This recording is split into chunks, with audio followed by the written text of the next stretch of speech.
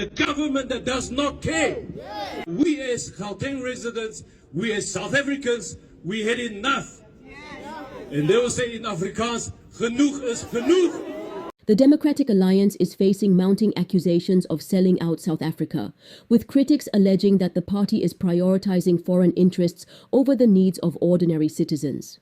In Cape Town, residents accuse the DA of opening the door to European and Israeli investors, pushing locals out through gentrification and soaring property prices.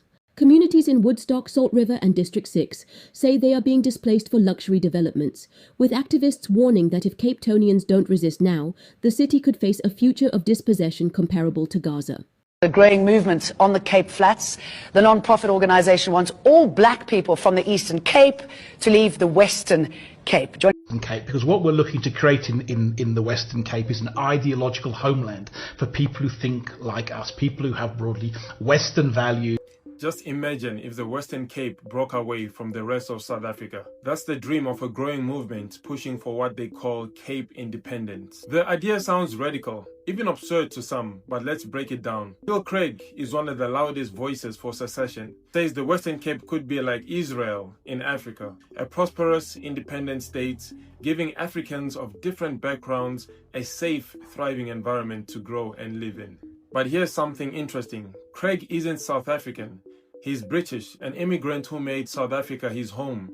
Cape, because what we're looking to create in the Western Cape is an ideological homeland for people who think like us, people who have broadly Western values, who want to live in the first world, and you know, want to and I've often used the example, the Western Cape becomes almost like Israel for the Jews, if I can use that example. Meanwhile, Jack Miller, the founder of the Cape Independence Party, is South African, born and raised in Cape Town. So what's the argument here? On the one hand, the Western Cape is South Africa's economic engine. Its GDP alone per capita is higher than the rest of the national average.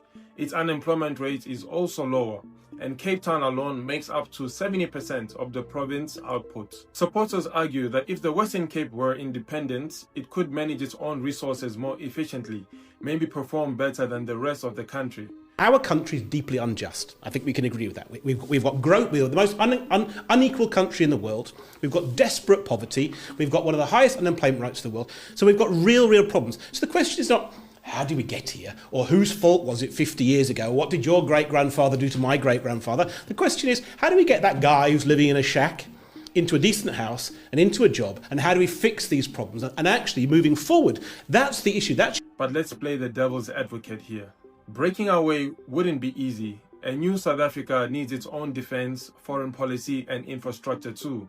And let's not forget, the South African Constitution doesn't allow secession.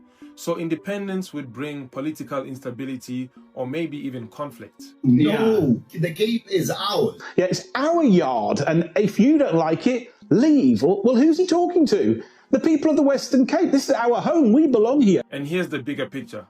Africa's entire GDP alone is about $3 trillion, less than some single countries. South Africa itself is about $400 billion.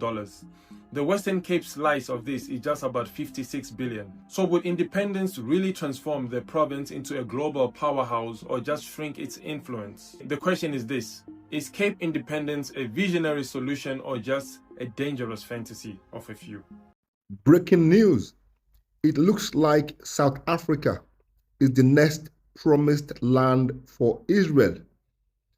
I've heard a lot of complaints and a lot of concerns being raised by South African citizens at the level of Israelites pouring into South Africa from all directions.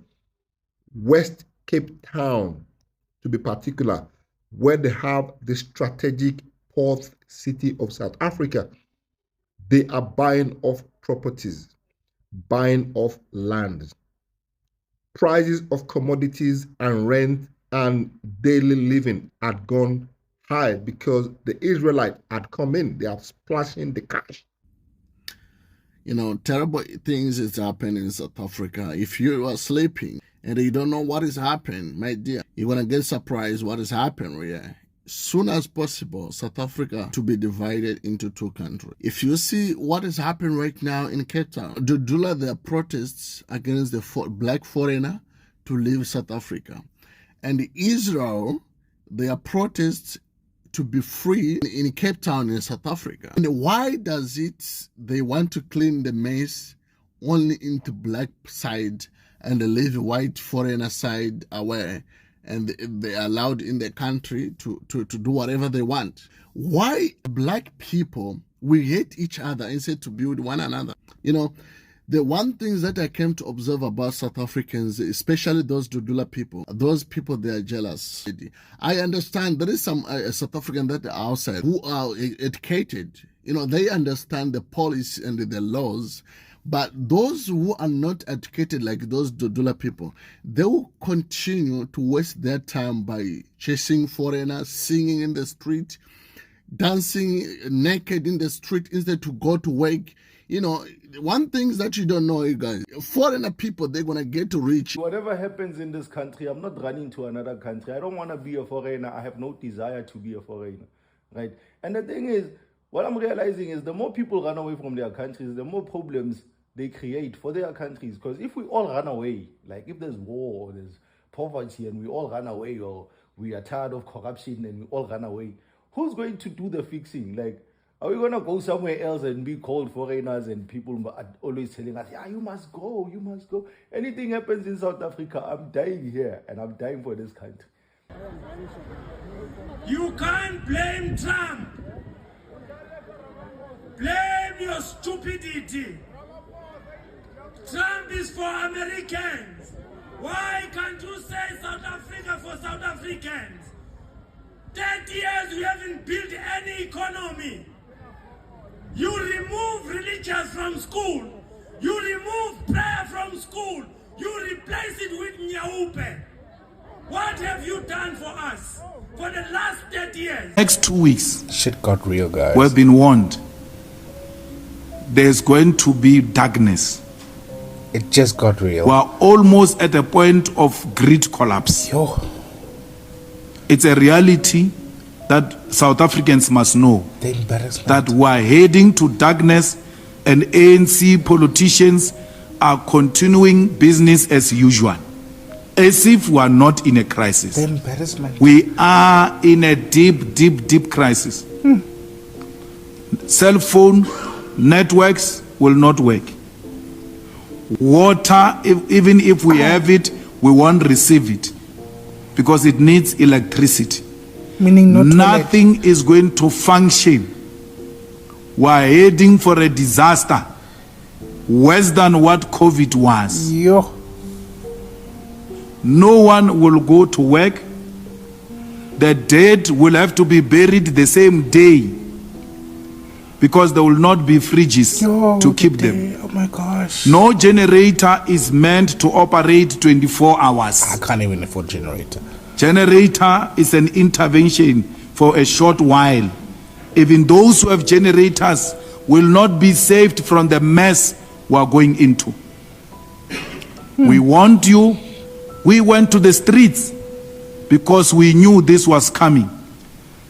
History will absolve us. We were called names, were ridiculed, were insulted. Police and the army were called on us for trying to protect us from where we are. They are just calling it stage 10 for nice word. The reality is that it's darkness. And it's not going to be darkness of 12 hours or 24 hours, it comes back. No. At times it's going to take 3 to 4 days. At times it will take a week. At times it will take a month without electricity. The whole leadership must go. Running away from Israel. So they want to take over Cape Town. This is the truth. You must do your research. We also have people that are trained from Lesotho. There's a youth. The Lesotho government has confirmed that they are training to prepare the war to take back some part of South Africa to Lesotho, because some of these Jews are supporting these youth for the training. You must follow that if you are not aware.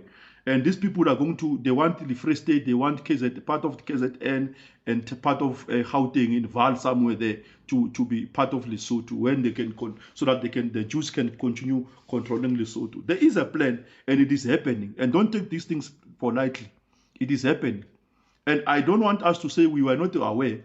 I don't want to say we are not aware of these things. We should talk about them. Well, they are happening in the dark. There are those, some of us are trained to know what is happening. You understand? So if we are not ignorant to understand what is happening. So there is war that is going to come in this country. When all this is happening, where is the president of that country? Where is Ramaphosa? Where is the president? Yeah, because I don't see the reason as why someone should come in your country and start dividing your country into two. And you have been uniting as one people, working together, promoting the country. But now someone wants to come and divide the country. Let's support South Africa. As other Africans, let's support this country because they deserve to live as they have been living. They don't need to be divided.